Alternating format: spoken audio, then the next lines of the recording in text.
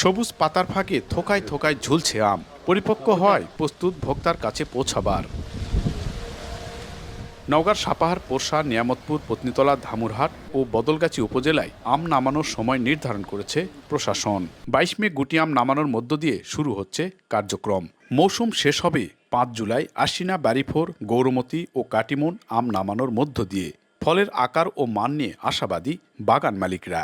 আমাদের এখানে প্রচুর পরিমাণে আম এবার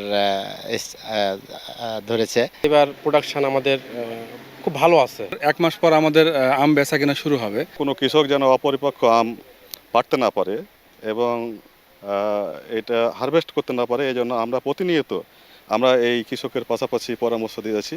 সঠিক বাজার ব্যবস্থাপনা নিশ্চিতে ব্যবসায়ী ও বাগান মালিকদের সঙ্গে কয়েক দফা বৈঠক করেছে জেলা প্রশাসন। অপরিপক্ক আম বাজারজাত রোধে কঠোর নজরদারির কথা জানায় কৃষি বিভাগ। গুটি আম, সেটা আম সংগ্রহ শুরু তারিখ ২২ মে, গোপাল ভোগ সেটা ৩০ মে, খিরসাপাত বা হিমসাগর আম সেটা ২ জুন। ব্যবসায়ীদের তথ্যমতে চলতি মৌসুমে এরই মধ্যে প্রায় ১,৫০০ মেট্রিক টন আম রপ্তানির অর্ডার এসেছে। জেলা কৃষি বিভাগ বলছে চলতি মৌসুমে ৩১,৫০০ হেক্টর জমিতে ৪,৫০,০০০ মেট্রিক টন আম উৎপাদনের লক্ষ্যমাত্রা ধরা হয়েছে, যার বাজার দর ধরা হয়েছে প্রায় ২,৫০০ কোটি টাকা। নওগাঁর নিয়ামতপুর আম বাগান থেকে এম আর রকি, সময় সংবাদ।